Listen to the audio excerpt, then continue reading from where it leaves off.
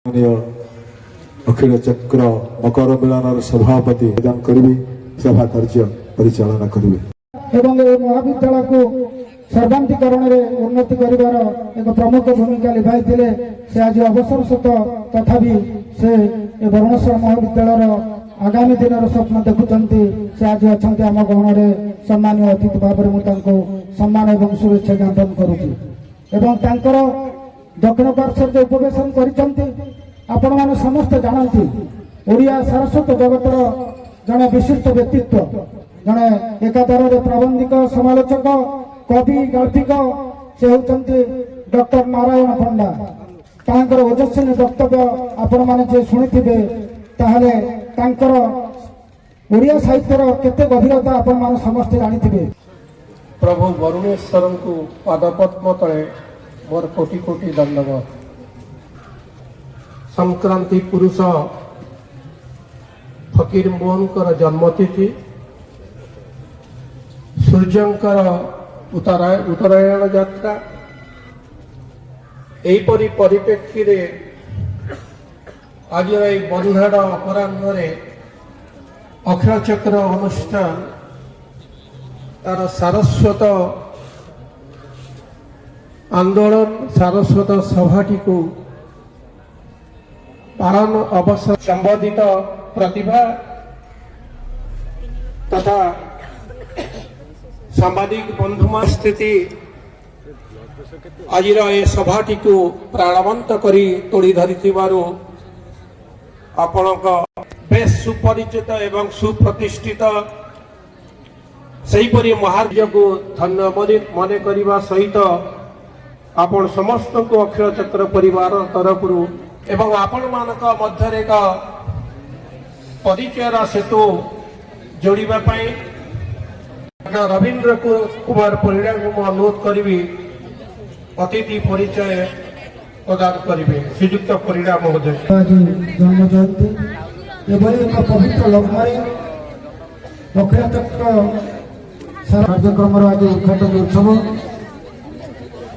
चक्र आनुकूल्य आज ओडिशा जो प्रतिष्ठान पार्श्व जो उपवेशन करते से होती बिंधारपुर माटीर जड़े सुयोग्य संतान ओडिशार जड़े विशिष्ट प्राबंधिक ओडिशार जड़े विशिष्ट गाल्पिक एवं अखिल चक्र केंद्रीय कमिटर सम्मानस्पद सभापति एवं ओडिशार जड़े साहित्य जगतर चर्चित चेहरा माननीय श्रीजुक्त राज्यवर्धन दल महापात्र आज अन्यतम अतिथि एवं मकर मिलन मैडम को शासन आरंभ ये पर्यंत बढ़ी आसी 35 वर्ष होगा 36 वर्ष क्रमान्वय तेरे राज्य स्तर में आम 56 वर्ष पहुंचीचु। यही अखिल चक्र अनुष्ठान सृष्टि होता आर सभापति थे भगवान नायक वर्मा मुझे संपादक आर केन्द्र बिंदु थिला दिने धरित्री ऑफिस तेणुक मोर से गोटे स्वप्न थिला जे धरित्री संपादक महोदय को केबे मु पाइबी आनिबी ए मंच रे मंचासीन करिबे।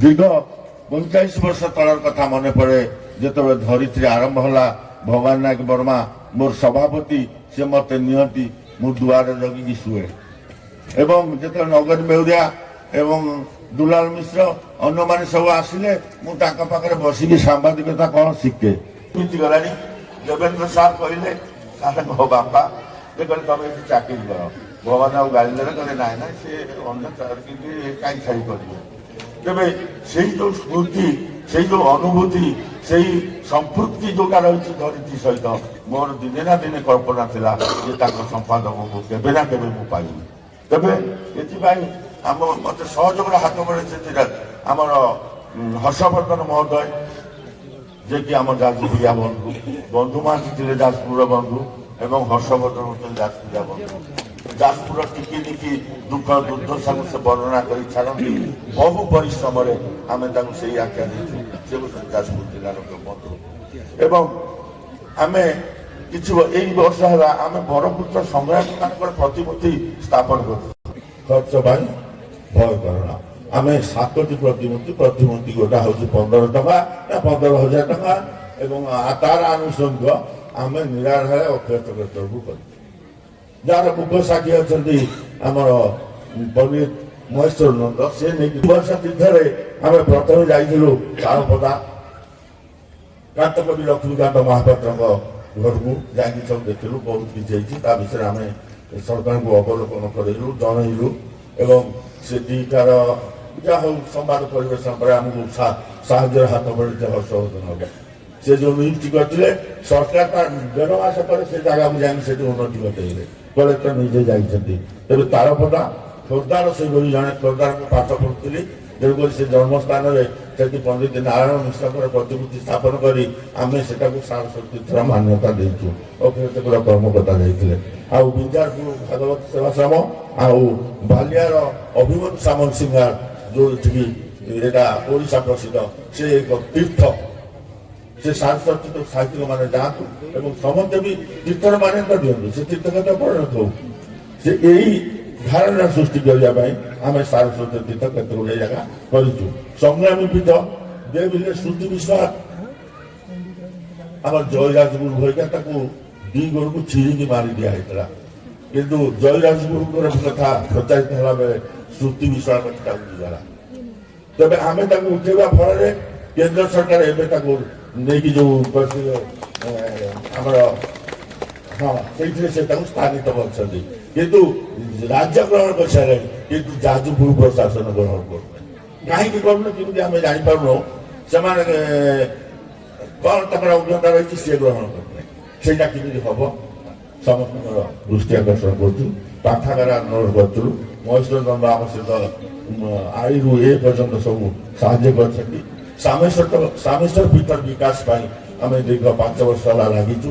ସେଥିରେ ଆମର ସହଯୋଗୀ ଯିଏକି ମୋର ବଡ଼ ଭାଇ ଅଟଳ ଭାଇ, ଯିଏକି ସେ ପୀଠର ବିକାଶ କରିବା ପାଇଁ ଅହରହ ଚେଷ୍ଟିତ। ସେଣୁ ଆମେ ପ୍ରଥମେ ବସେଇଦେଲୁ ଯେ ଇଂରେଜ ସରକାରଙ୍କ ସେ ଦୁର୍ଗକୁ ଭାଙ୍ଗିକି ଆମେ ପ୍ରଥମେ ସ୍ଥାପନ କରୁ ଭାରତ ମାତା ପ୍ରତିମୂର୍ତ୍ତି, ଯୋଉଟାକି ସାମେଶ୍ୱର ଭିତରେ ରହିଛି ତା 56 ଆଚ୍ଛା। ତାପରେ ବନ୍ଧୁ ମହାନ୍ତି ସମ୍ମାନ, ଯୋଉଟାକି ଆମେ 2 ବର୍ଷ ଭିତରେ ସାର କଲେ। ବନ୍ଧୁ ମହାନ୍ତିକୁ କେହି ଜାଣିନଥିଲେ, ସେ ସବୁ ବିହାର ସେପାକୁ ଜାଣିଥିଲେ। ଆମେ ବନ୍ଧୁ ମହାନ୍ତି ସମ୍ମାନ ପ୍ରଥମେ ଆରମ୍ଭ କରୁ ଦତ୍ତପୁରଠାରେ। ପ୍ରଥମ ବ୍ୟକ୍ତି ହେଉଛନ୍ତି ପଣ୍ଡିତ ମହେଶ୍ୱର ନନ୍ଦ। ଆଚ୍ଛା, ଆଦି ନେତା ବିଚିଦାନ ଦାସ, ଯିଏକି ଆମ ଇତିହାସ ଭୁଲି ସବୁ ଭୁଲି ସାରିଲେଣି। ଆମେ ତାଙ୍କ ଜୟନ୍ତୀ ପାଳନ କରୁଛୁ। ଗତ ବର୍ଷ ଯାଇଥିଲୁ ତାଙ୍କ ହାଇସ୍କୁଲକୁ, ସେଠି ଜୟନ୍ତୀ ପାଳନ କଲୁ। ପ୍ରଧାନ ଶିକ୍ଷକ କହିଲେ ମୁଁ ଜାଣେ ନା ଏଇ ଘର ପୁରା ବିଚିଦାନ ଦାସ ଏଇଠି ଜନ୍ମ ହେଇଛି, ମୁଁ ଜାଣେ ଏଇଭଳି ସ୍ଥିତି। ତେବେ ଆମର ଏ ଦ୍ୱାରା ଏସବୁ କେତେବେଳେ କାର୍ଯ୍ୟକ୍ରମ କରୁଛୁ, ଯୋଉଟାକି ଆମେ କଥାରେ କହୁନା, ଆମେ ରହି 5-7 ଜଣ 8 ଜଣ ମିଶି ଆମେ କରୁ, ଯୋଉଟାକି ଅଟଳ ଭାଇ କୁହନ୍ତି ସଂସ୍କୃତି ହିଁ ଗୋଟିଏ ଦେଶର ପରିଚୟ ପତ୍ର। ଗୋଟିଏ ଜାତିର ପ୍ରାଣ ସ୍ପନ୍ଦନକୁ ଅନୁଭବ କରି ହୁଏ ତାର ଭାଷା, ସାହିତ୍ୟ, ସଂସ୍କୃତି, କଳା, ସ୍ଥାପତ୍ୟ ଆଦିରୁ। ଏହିପରି ସଂସ୍କୃତିକି ଯେଉଁ ମୋ ମାଟିର ପୁତ୍ରମାନେ ବଜାୟ ରଖିଛନ୍ତି, ସେଥିପାଇଁ ସେଇ ପ୍ରଖ୍ୟାତନାମ ବ୍ୟକ୍ତିମାନଙ୍କୁ ପ୍ରତିବର୍ଷ ଅକ୍ଷରଚକ୍ର ତରଫରୁ ସେମାନଙ୍କୁ ସମ୍ବୋଧିତ କରାଯାଏ। 3ଟି ପୁରସ୍କାର ପ୍ରଦାନ କରାଯାଏ ଅକ୍ଷରଚକ୍ର ମକର ସମ୍ମାନ ନାଁରେ, ଏବଂ ଏହାପରେ ଅନ୍ୟାନ୍ୟ ବଦାନ୍ୟ ବ୍ୟକ୍ତିମାନେ ସେଇମାନଙ୍କର ଅନୁଦାନ ଫଳରେ ସାରା ଓଡ଼ିଶାରେ ଯେଉଁମାନେ ଖ୍ୟାତି ସମ୍ପନ୍ନ କବି, ଲେଖକ, ସମାଲୋଚକ, ସମାଜସେବୀ, ଐତିହାସିକ ସମସ୍ତଙ୍କୁ ସମ୍ବୋଧିତ କରି ଭଲ ଭାଗ ପାଇବାର ଫୁଲମାଳାଟିଏ ଆମେ ପିନ୍ଧେଇ ଦେଉ ଏବଂ ପରିଶେଷରେ ଆମେ ଏକ ବୌଦ୍ଧିକ ଆଲୋଚନା ମାଧ୍ୟମରେ ବୌଦ୍ଧିକ ବିଳାସ ଆମେ ଦେଇଥାନ୍ତୁ ସମଗ୍ର ସାହିତ୍ୟମାନଙ୍କୁ। ମାନେ ସମ୍ବର୍ଦ୍ଧନାର ପ୍ରଥମ ସମ୍ବୋଧିତ ଓଡ଼ିଶା ରାଜନୀତି ଏବଂ ସାମାଜିକ କ୍ଷେତ୍ରରେ ଜଣେ ପ୍ରତିଭା ସମ୍ପନ୍ନ ବ୍ୟକ୍ତିତ୍ୱ ଧରିତ୍ରୀର ସମ୍ପାଦକ ଶ୍ରୀଯୁକ୍ତ ତଥାଗତ ଶତପଥୀଙ୍କୁ ସମ୍ବୋଧିତ କରିବେ ଆମ ମାଟିର আমার প্রিয় নেত্রী শ্রীমতী প্রমীলা মল্লিক মহোদয়। हे प्रणम्य प्रज्ञा ओ वेषण संपन्न मनस्वी महाभागे विचारधारार एषणबोध मध्य देई मानसर मंथनर गभीर तर्जमा तथा तात्विक अवधरे आपणकर प्रज्ञाशील द्योतना सर्वदा लोकमानसरे गर्जिची स्वतंत्र सारणी विविध गुणावली सर्वोपरि मनस्तत्वर क्रिया प्रतिक्रिया मध्य देई आपण जो स्वच्छ अकपट विचार बुद्धर निष्कर्ष प्रतिपादन करिसेंती ताहा सामाजिक दृश्यपटरे अंकन करिछि एक अकाट्य अवबोध जड़े दक्ष स्तंभाकर भाव पारिपार्श्विक सांप्रतिक घटनाक्रम उष्ण आवेग को प्रकट करने क्षेत्र में आपणकर दक्षता बेस पाठकादृत आपण जाज्ञिक जीवन धारा दे बलिष्ठ कर्मर आहुति बहु जीवन आनी शांति प्रीति सृष्टि करिछि संजीवनी मृदुमाल्लाह न्याय नीति सत्तर शुद्ध उच्चारण धरित्री भली एक समृद्ध संवादपत्र सुचक्ष संपादक भाव आपण बेस पाठक्य आर्द्रता लाभ करछन्ति जनमानस हे वरण्य प्रज्ञा प्रदीप्त आज आपणकर यह अनन्य अतुलनीय सेवा राजनीतिक दक्षता को सम्मान ज्ञापन पूर्वक अक्षय चक्र सारस्वत मंच आपण को अक्षय चक्र मकर सम्मान संबर्धित करी निजक धन्य मणिबा सहित क्षेत्राधीश प्रभु वरुणेश्वर निकट में आपणकर दीर्घ निरामय जीवन कामना करी रहुछु।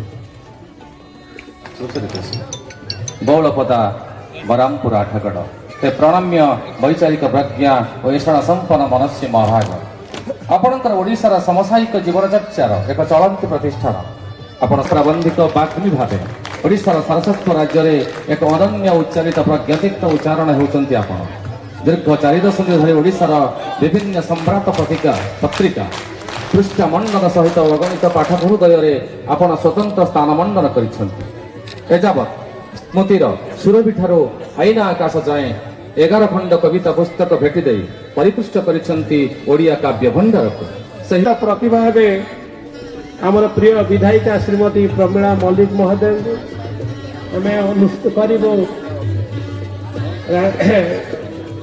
आम अनुरोध करूँ जे कि श्रीयुक्त तथागत सतपति महोदय एवं राजवर्धन धर महापात्र उभय प्रगतिर वर्ग सारथी सबुर हृदय मौलमय प्रिय विधायिका श्रीमती प्रमीला मल्लिक को सादर अभिनंदन प्रभु कारुणिक वरुणेश्वर निकट में दीर्घ निरामय राजनीतिर जीवन कामना कर रहुचु अखिल चक्र ओडिशा परिवार बढ़ुआ दत्तने प्रकृतिर प्रिय पड़े प्रकृतिर अनुक्त अंगने मने पड़े ग्लिमेक्स टेम्पल्स ऑफ ओडिशा 1939 रे गोटे बही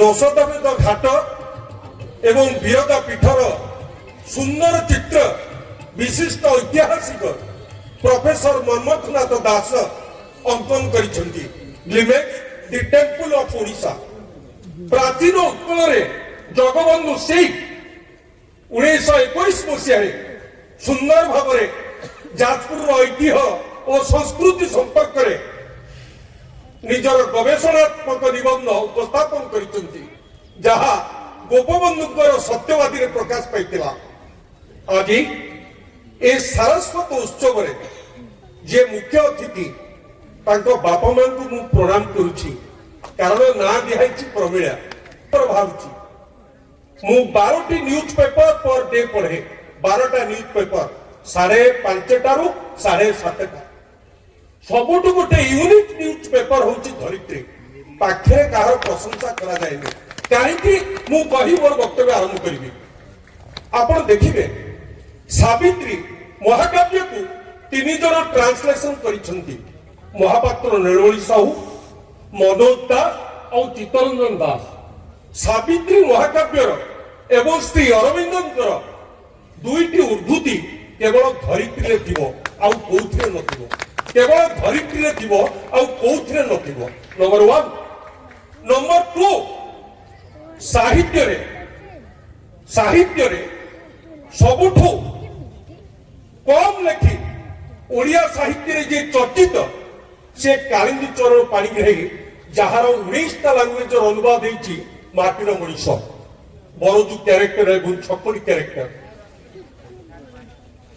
କାଳିନ୍ଦୀ ଚରଣ ପାଣିଗ୍ରାହୀଙ୍କର କବିତା ନିଶ୍ଚିତ ଧରିତ୍ରୀର ଗୋଟେ ଅଂଶ ବା ଦୁଇ ଧାଡ଼ି ଥିବ, ତଳେ ଲେଖା ହେଇଥିବ ଛୁରୀଟିଏ ଲୋଡ଼ା, ବା ଲେଖା ହେଇଥିବ କିଏ ସଳା ସୈତାନ ଏବଂ କାଳିନ୍ଦୀ ଚରଣ ପାଣିଗ୍ରାହୀ, ଆଉ କୋଉଥିରେ ନଥିବ।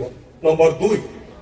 ନମ୍ବର 3, ଯେତେବେଳେ ଦର୍ଶନ ବିଭାଗର ଅଧ୍ୟାପକ ନିରଞ୍ଜନ ପାଣି ମୋର ସତୀର୍ଥ, ତାଙ୍କର ସ୍ତମ୍ଭ ଗୁଡ଼ିକ ମୁଁ ପଢେ, ତାକୁ ଅନ୍ୟମାନଙ୍କ ସହିତ ତୁଳନା କରେ। ନିରଞ୍ଜନ ପାଣିଙ୍କର ଶବ୍ଦ ସ୍ଥାପତ୍ୟ ଲଳିତ କଳା ବିଭବ ଅନ୍ୟମାନଙ୍କ ଠାରୁ ନିଆରା, ସେଥିପାଇଁ ଧରିତ୍ରୀ ଚିହ୍ନି ହେଇଯାଏ ଅନ୍ୟମାନଙ୍କ ଠାରୁ ନିଆରା। ତେଣୁ ଓଡ଼ିଶା ପୋଷ୍ଟ ପଢେ, ଧରିତ୍ରୀ ପଢେ, ଆଉ ତଥାଗତ ଭାଇନାଙ୍କ ସହିତ 2ଟି ମିଟିଂରେ ମୁଁ 2001, 2003, ଗୋଟେ ହେଲା ଢେଙ୍କାନାଳ କଲେଜ, ଆଉ ଗୋଟେ ହେଲା ବୈଦ୍ୟନାଥ ବର୍ଜନ ହାଇସ୍କୁଲରେ, ତାପରେ ଆଉ ଦେଖାଇ ନାହିଁ। ଆଜି ଏ କଲେଜକୁ ଆସିଲା ପରେ ଆଗରୁ ଯୋଉ ପ୍ରିନ୍ସିପାଲ ମହୋଦୟ ଥିଲେ ଇଂରାଜୀ ବିଭାଗର ବଟକୃଷ୍ଣ ବାବୁ, ପ୍ରଫେସର ବଟକୃଷ୍ଣ ମହାପାତ୍ର, ଜଣେ ପ୍ରଜ୍ଞାଦୀପ୍ତ ପ୍ରତିଭା, ଏରୁଡେଟ୍ ସ୍କୋଲାର, ପ୍ରତ୍ୟୁତ ପର୍ଣ୍ଣବତୀ ପ୍ରଜ୍ଞାଦୀପ୍ତ ଭୀଷଣ ସମ୍ପନ୍ନ ପ୍ରତିଭା। ଆଉ ରାଜ୍ୟବର୍ଦ୍ଧନ ଘୋଳ ମହାପାତ୍ର ବ୍ୟାଙ୍କର ଅଫିସର ଥିଲେ, କିନ୍ତୁ ନିଶା ହଉଛି ସାହିତ୍ୟ। ଯିଏ ଉପନ୍ୟାସ ଲେଖନ୍ତି, ଗଳ୍ପ ଲେଖନ୍ତି ଏବଂ ଏବେ ସମାଜରେ ସ୍ତମ୍ଭ ଲେଖୁଛନ୍ତି, ଆପଣ ପଢୁଥିବେ, ଆଲେଖ୍ୟ ଲେଖୁଛନ୍ତି।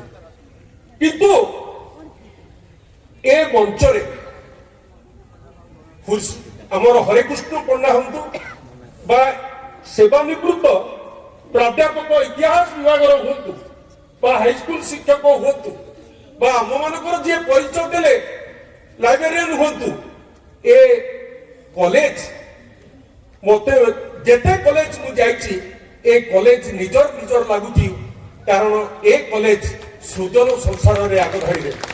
ଏଇଠି କବି ଶିହରିଧର ଅବସରପ୍ରାପ୍ତ ଏବଂ ଜଣେ ପ୍ରତିଷ୍ଠିତ କବି, ଓଡ଼ିଆ କବିତାରେ ଟ୍ରେଣ୍ଡ ସେଟର, খুব কম শব্দ ব্যবহার করি যে আধুনিক কবিতাকে শীর্ষ স্থানକୁ ନେଇଛନ୍ତି, ସେ ହେଉଛନ୍ତି ଶିହରିଧର।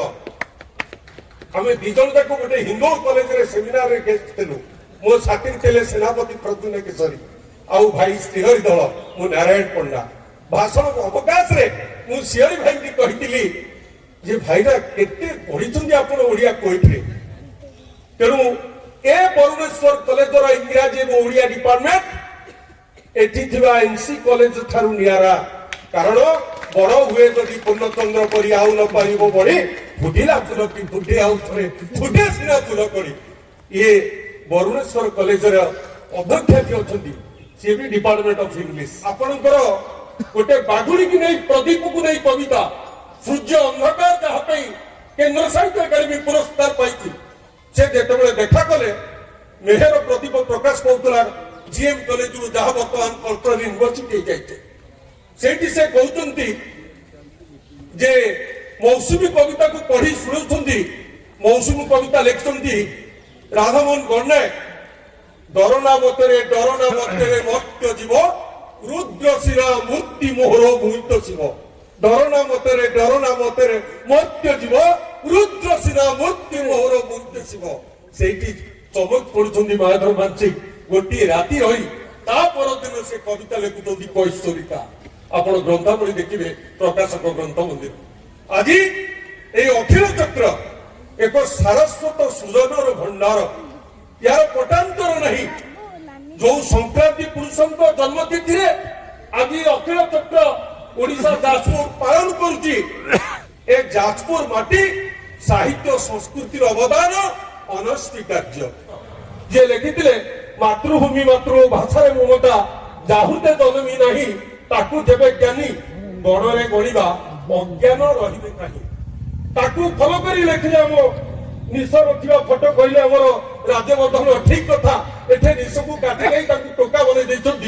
দেখি দহপড়া রাজা গোটে ঘড়ি দিয়ে সিআই ঘড়ি, সেই ঘড়িরে সে 6টা আক্রুট লিখিলে, যাহাকে আপনার Devendra Das NBT National Book Trust of ইন্ডিয়ার ବହିର ଅନୁବାଦ କରୁଛନ୍ତି ମରିଗଲେଣି ସ୍ୱର୍ଗତ ଦେବେନ୍ଦ୍ର ଦାସ ତାଙ୍କ ନିଶକୁ କାଟି ତାଙ୍କୁ ଟୋକା ବନେଇ ଦେଇଛନ୍ତି ସଂକ୍ରାନ୍ତି ପୁରୁଷ ବହି ଲେଖା ହେଇଛି 1961 ନବଘନ ପଣ୍ଡା କହିବାର ତାତ୍ପର୍ଯ୍ୟ ସେ ଗୁରୁ ଶିଷ୍ୟ ମିଳନ ଗୋଟେ କବିତା ଲେଖିଲେ କଣ ନା କହୁଁ ବଡ ଗୁରୁ ଏ ଜଗତେ ନିଜକୁ ମଣୋଇ ଜ୍ଞାନୀ ସଦା ଶିଷ୍ୟ ମତେ ଯେଉଁ ଦିନୁ ମାନବ ଜାତି ସମ୍ଭୂତ ଜଗତେ ଚାଲିଅଛି ଅହରହ ଶିକ୍ଷା ବିରତେ ଯାହାଠାରୁ ଯେ ବେଶୀ ଜାଣେ ଗୁରୁ ସେ ତାହାର ପାଳିବାକୁ ଯୋଗ୍ୟ ସିନା ଗୁରୁ ଅଧିକାର ବର୍ତ୍ତମାନ ଆମେ ଶିଷ୍ୟ ଗୁରୁ ହେଇନୁ ବହୁତ ବାଟ ଯିବାର ଅଛି ଏ ସାରସ୍ୱତ ମଞ୍ଚକୁ ଏହୁ ଯେଉଁ ବରେଣ୍ୟ ଅତିଥି ମାନଙ୍କୁ ମୁଁ ଆଉ ଥରେ ପ୍ରଣାମ କରି ମୋର ବକ୍ତବ୍ୟ ଶେଷ କରୁଛି ବନ୍ଦେ ଉତ୍କଳ ଜନନୀ ବନ୍ଦେ ଉତ୍କଳ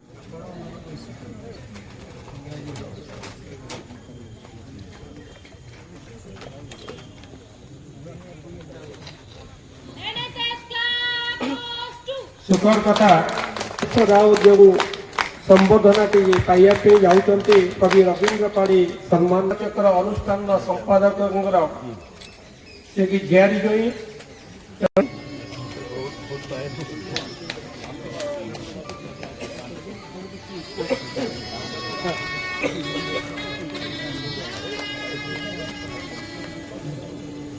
ଅକ୍ଷୟ ରାଣୀ ଲେଖିକା ସମ୍ମାନରେ ସମ୍ମାନିତ ହେବା ପାଇଁ ଆସିଛନ୍ତି କବି ସୁଜାତା ପତି ଓଡ଼ିଶାର ଲତା ପ୍ରତିଷ୍ଠିତ କଥାକାର ଅଚ୍ୟୁତାନନ୍ଦ ପତିଙ୍କର ଯୋଗ୍ୟତମ କନ୍ୟା ସୁଜାତା ପତି ମହୋଦୟଙ୍କୁ ଅନ୍ୟରେ ଜଣେ ପ୍ରସିଦ୍ଧି ଲାଭ କରୁଥିବା ସ୍ୱନାମଧନ୍ୟ ଚିକିତ୍ସକ ସେ ଆଜି ଦୁର୍ଗାଚରଣ ପରିଡ଼ା ସ୍ମୃତି ସମ୍ମାନରେ ସମ୍ବର୍ଦ୍ଧିତ ହେବା ପାଇଁ ଯାଉଛନ୍ତି ଶ୍ରୀଯୁକ୍ତ ଡକ୍ଟର ଦେବାଶିଷ ଜେଠି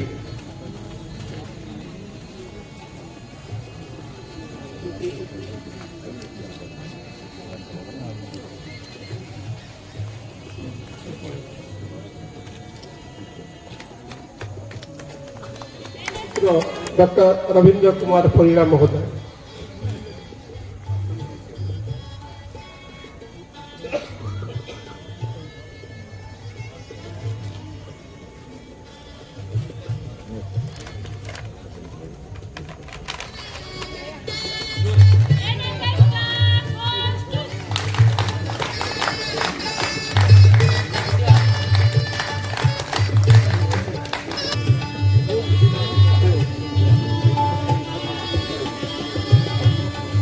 रानी देवी सुपुत्र निरंजन साहू जे कि यही पुरस्कार टी प्रदान कर बर्तमान मु अनुरोध करी प्रमोद नायक स्मृति सम्मान सम्मानित हे शिक्षक मिहिर कुमार परिड़ा प्रमोद कुमार नायक जड़े प्रधान शिक्षक थे पदाशाही महोदय मुख्य अतिथि को अनुरोध करी अटल बिहारी नायक को सम्बर्धित करने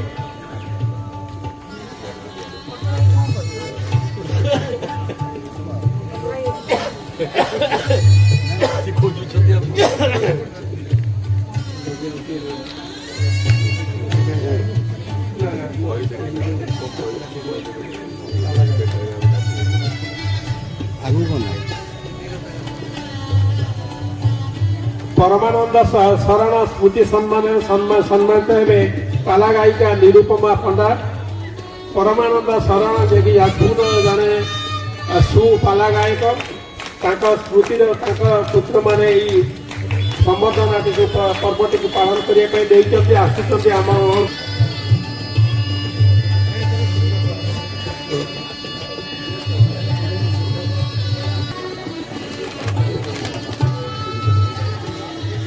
परमानंद शरण स्मृति सम्मान नाती समर विजय शरण धरित्री निमाई चरण नायक महोदय एवं बाबाजी चरण नायक महोदय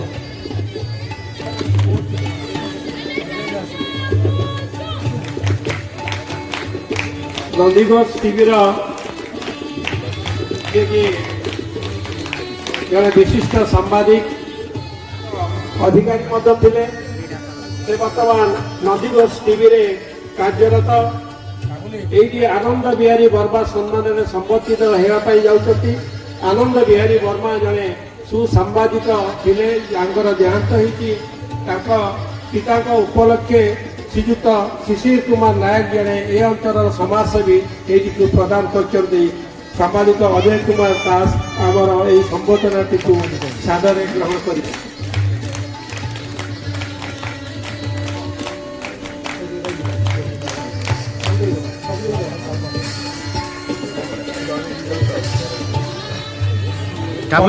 ନାୟକ ସମ୍ମାନରେ ସମ୍ବର୍ଦ୍ଧିତ ହେବେ ସମାଜସେବୀ। ଯେତେ ବୋଲି ମୁଁ କିନ୍ତୁ ତାଙ୍କୁ ସବୁଠୁ ଯେତେ ମଞ୍ଚ ଉପରେ ଆମେ ଯେତେ ବସୁଛୁ ସବୁଠାରୁ ଯୁବକ ଯଦି ସେଇ ହରି ଭାଇ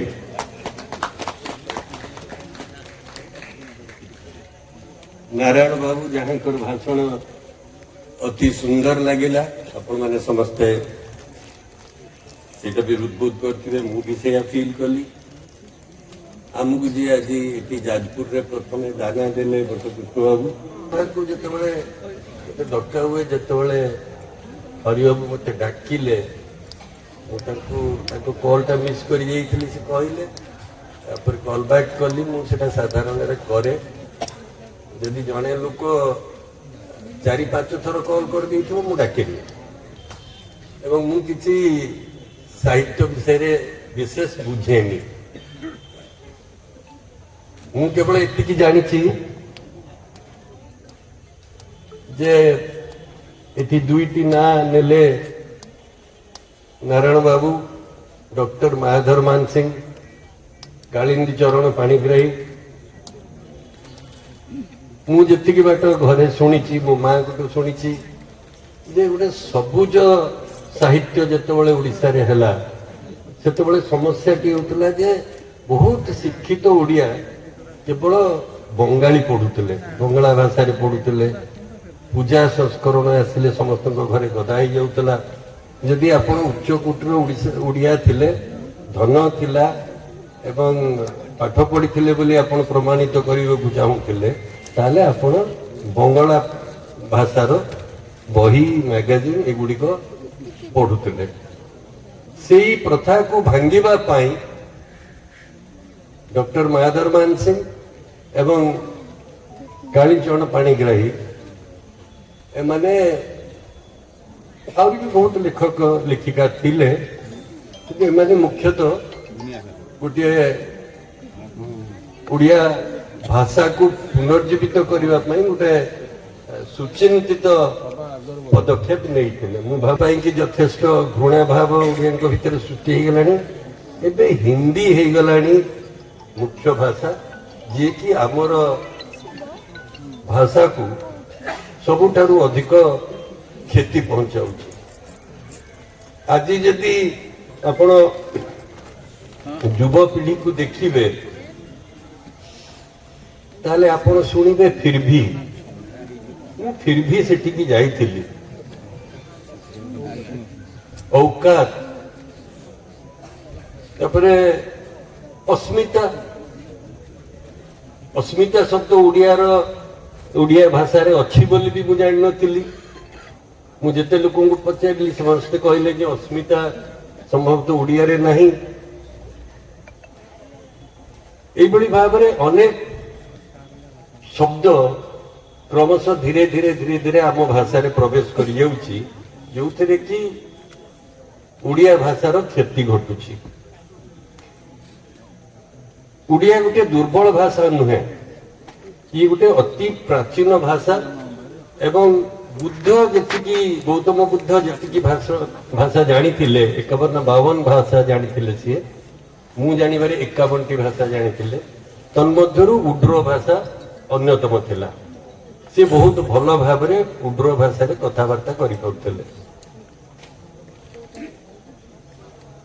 ଆମେ ସେ ଭାଷା ପ୍ରତି ମୀଳା ମ୍ୟାଡାମ ଖରାପ ଭାବିବେନି।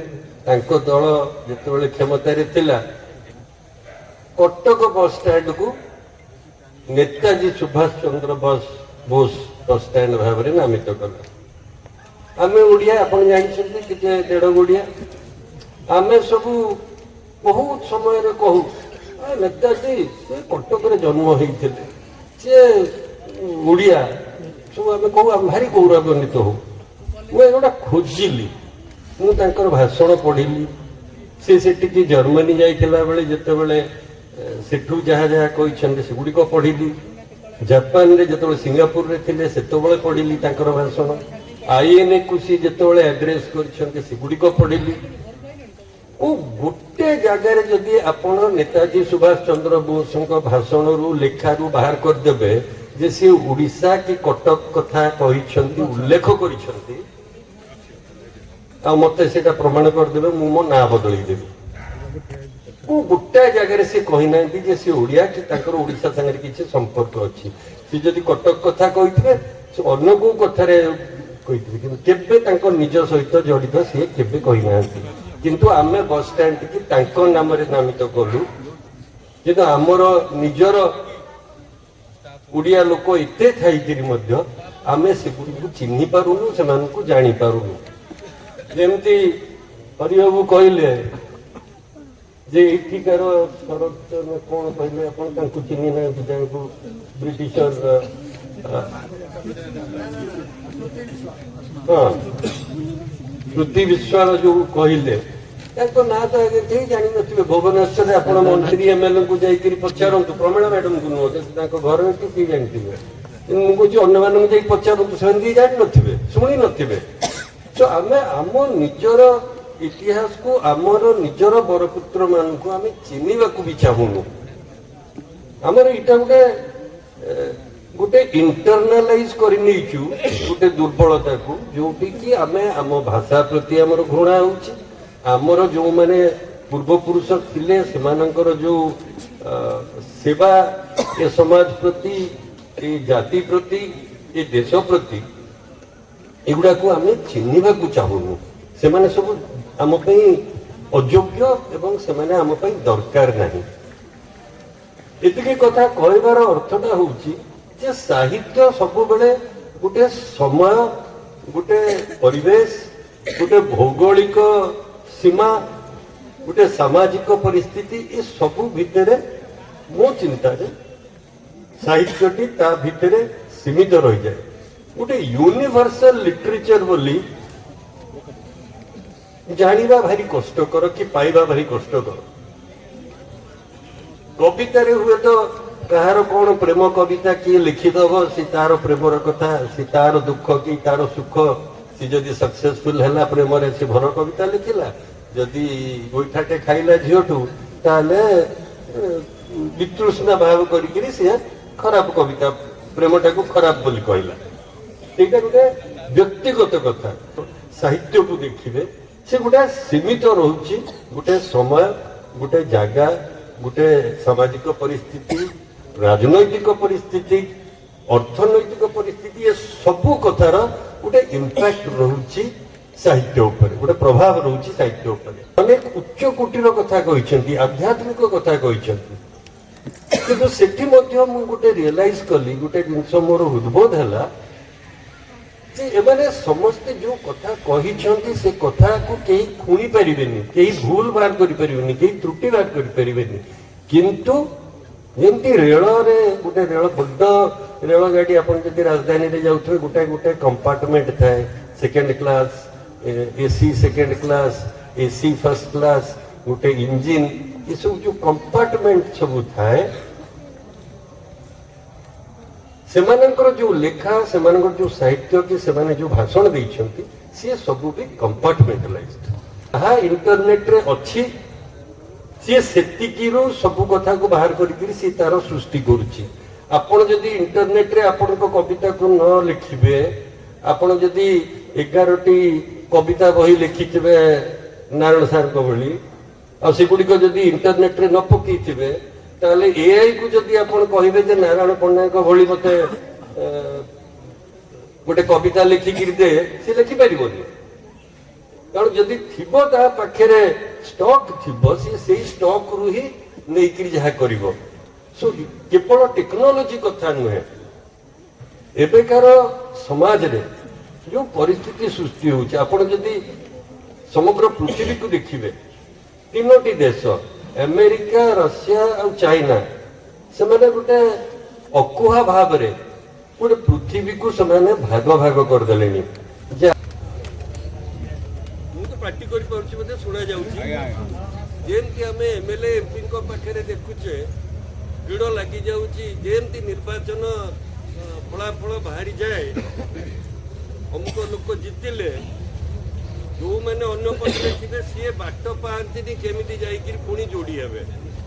ସେମିତି ଟିକେ ଭାବିବେ ଯେ ଗୋଟେ ବ୍ରିଟିଶ ଶାସନ ଯେତେବେଳେ ଏଠି ଥିଲା, ଆମର 30-32 କୋଟି ଲୋକ ଥିଲେ ଯେ ଭାରତବର୍ଷରେ ଆମର ଜନସଂଖ୍ୟା, ସେତେବେଳକୁ ସର୍ବାଧିକ ବ୍ରିଟିଶ ଲୋକ ଥିଲେ ଭାରତବର୍ଷରେ। ଯେଉଁ ସମୟରେ ଯେତେବେଳେ ଇଷ୍ଟ ଇଣ୍ଡିଆ କମ୍ପାନୀ ଗଲା ଏବଂ ଆମେ କ୍ରାଉନ ଅଣ୍ଡରରେ ଆସିଲୁ, ବୁଦ୍ଧିଆ ହଉଛନ୍ତି କି ଇନଫର୍ମଡ ହେଇଯାଉଛନ୍ତି ମୁଁ ଜାଣିନି, କିନ୍ତୁ ବାପା ମା ତ କହୁଛନ୍ତି ମୋ ପିଲା ଭଳି ବୁଦ୍ଧିଆ ପିଲା ଆଉ କେହି ନାହାନ୍ତି। ମୁଁ ଭାବେ ଯେ ଆରେ ସବୁ ବାପା ମା କଣ ସବୁବେଳେ ଏଇଆ କହନ୍ତି ନିଜ ପିଲାଙ୍କ ବିଷୟରେ?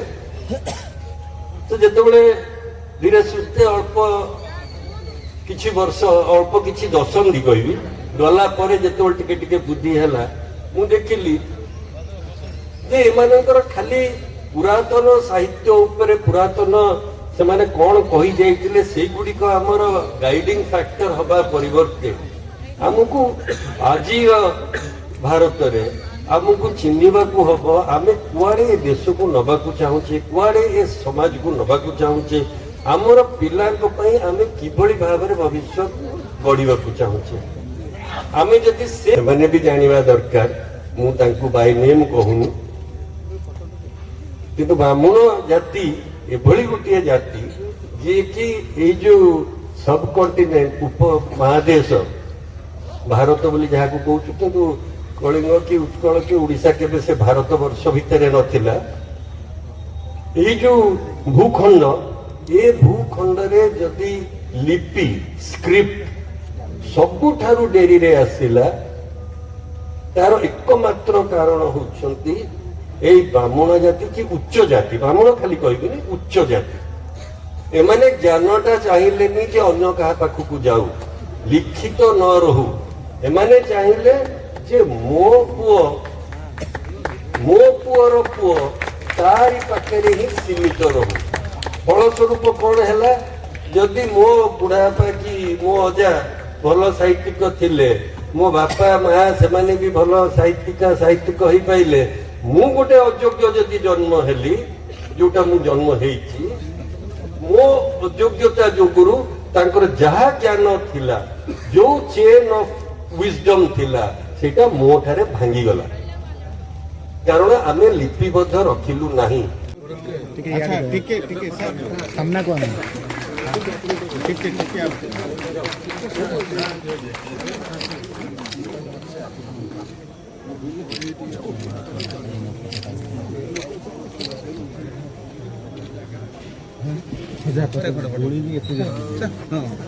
এই মাটির আলোচনা হচ্ছে, প্রতি বর্ষ এই কার্যক্রম করা যাচ্ছে।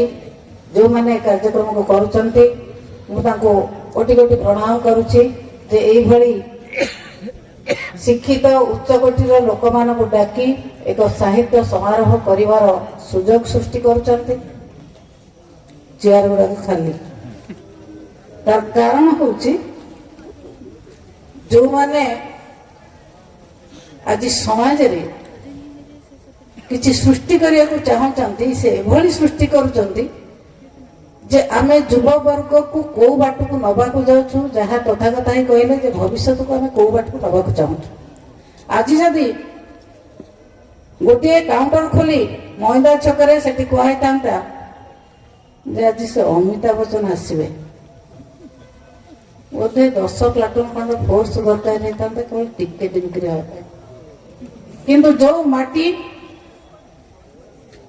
যে মଣିষ স্বাধীনতা সংগ্রাম পাই, দেশକୁ স্বাধীনতা সংগ্রাম পাই লেখনী মুନରେ অগ্নিবর্ষা କରିଥିଲେ, ଲୋକଙ୍କ ମନ ଭିତରେ ସେଇଭଳି ସ୍ୱାଧୀନତାବାଦ ସୃଷ୍ଟି କରିଥିଲେ, ସେମାନେ ଆସିଲା ବେଳେ ଆମେ କେହି କାହାକୁ କହୁନାହାନ୍ତି ହଁ ଆସିବେ ତ କଣ ଗୋଟେ ସାହିତ୍ୟ ଆଲୋଚନା ହବ, ଦେଖିବେ ଭାଷଣ ଦେବେ ଯିବେ।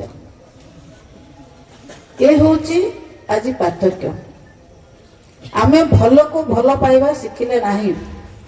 ସାହିତ୍ୟ ଏକ ପରିସ୍ଥିତି ପରିବେଶରେ ଯୋଉ ସୃଷ୍ଟି ହେଇଥିଲା, ବିଶେଷ କରି ସ୍ୱାଧୀନତା ସଂଗ୍ରାମ ପୂର୍ବରୁ ଯୋଉମାନେ ସାହିତ୍ୟ ସୃଷ୍ଟି କରିଥିଲେ ସେମାନଙ୍କ ସାହିତ୍ୟ ବହୁତ ଆଦୃତ ହେଉଥିଲା, କାରଣ ଆମକୁ ଆବଶ୍ୟକତା ଥିଲା ସ୍ୱାଧୀନତା ଆଣିବା। ଶ୍ରୀଯୁକ୍ତ ଫକୀରମୋହନ ସେନାପତି, କାଳିଚରଣ ପାଣିଗ୍ରାହୀ ଏବଂ ଯେଉଁମାନେ ବଡ଼ ବଡ଼ ଲେଖକ ଅଛନ୍ତି ଭାଷା ସାହିତ୍ୟ ମାଧ୍ୟମରେ ଓଡ଼ିଶାକୁ ଏକ ସ୍ୱତନ୍ତ୍ର ଭାଷାଭିତ୍ତିକ ପ୍ରଦେଶ ଗଠନ କରିବାର ସୁଯୋଗ ସୃଷ୍ଟି କଲେ। ସେତେବେଳେ ଆବଶ୍ୟକତା ଥିଲା। ସେ ଆବଶ୍ୟକତାକୁ ଆମେ ତା ପରବର୍ତ୍ତୀ ସମୟରେ କେହି ଗ୍ରହଣ କଲେନି। ଯେତେବେଳେ ଆମେ ସ୍ୱାଧୀନ ଭାରତର ନାଗରିକ ହେଇ ତିରଙ୍ଗା ପତାକା ତଳେ ଶାନ୍ତି ମୈତ୍ରୀ ପ୍ରଗତିର ଧ୍ୱନି ଦେଇକି ଆମେ ଠିଆ ହେଲେ, ତାପରେ ଆମେ ସେ କଥାକୁ ଗ୍ରହଣ କଲେ ନାହିଁ। ବିଲରେ ଚାଷ କରୁଥିବା ପିଲାଟିଏ, ବିଲରେ ଚାଷ କରୁଥିବା ଗୋଟିଏ ମଣିଷ, ସାଧାରଣ ମଣିଷ ତା ପିଲାକୁ ଯେତେବେଳେ ପାଠ ପଢ଼ାଇ ବିଦେଶକୁ ପଠାଏ, ସେ ଚାହେଁ ବିଦେଶରୁ ଭଲ ଜିନିଷ ଆଣିକି ଘର ପହଞ୍ଚେଇବ, ଗାଁରେ ପହଞ୍ଚେଇବ।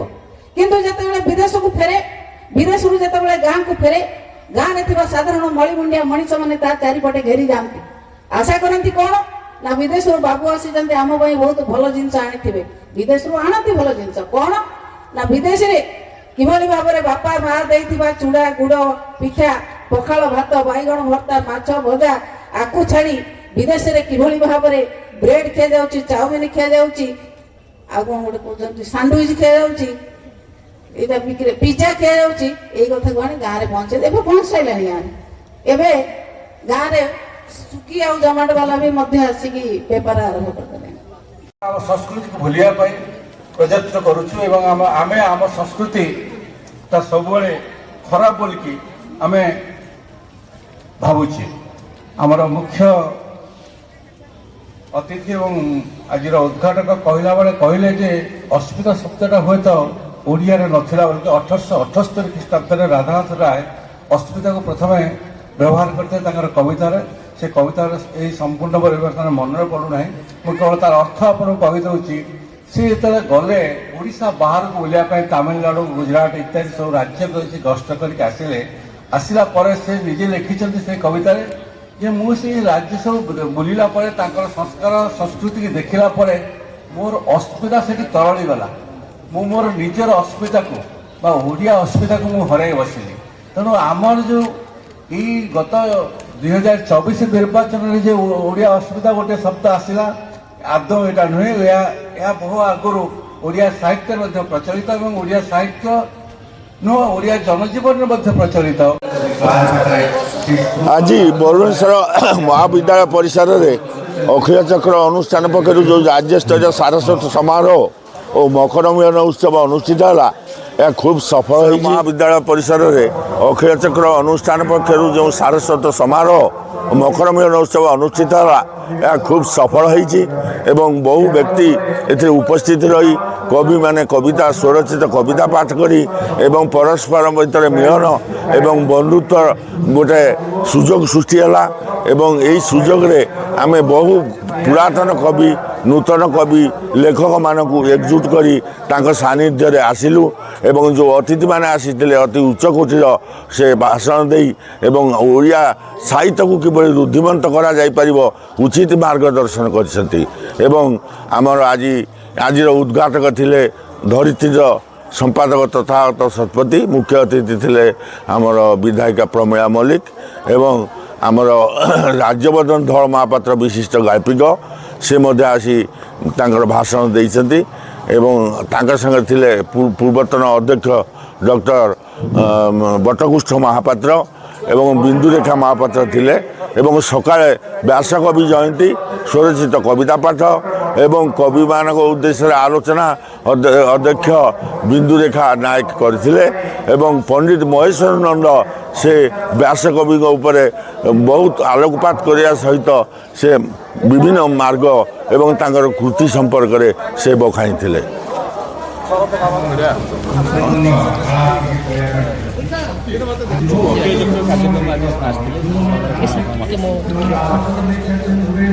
ବିଜୟପୁର ଯାଜପୁରରେ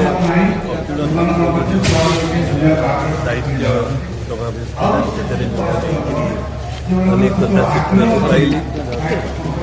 ଓଡ଼ିଆ ସାହିତ୍ୟ ବିଷୟରେ ଅନେକ ଜାଣିବାକୁ ମଧ୍ୟ ପାଇଲି। ଏଠିକାର ଏହି ମାଟିର ବରପୁତ୍ରମାନେ ଆମେ ତ ସବୁବେଳେ ଭାବୁଛେ ସମସ୍ତେ ଭାବୁଛେ ଆମେ ସବୁ କଥା ଜାଣିଥାଉ କିନ୍ତୁ ଯେତେବେଳେ ଯାଜପୁରକୁ ଜଣେ ଲେଖିବ ଏବଂ ଯାଜପୁରକୁ ଶିକ୍ଷା ନେବାକୁ ଚାହିଁବ ଏ ମାଟିର ଖୁସି ଅଛି ସାଧାରଣତଃ ଓଡ଼ିଶାରେ ଏବେ ବି ଅଜଣା ରହିଛି।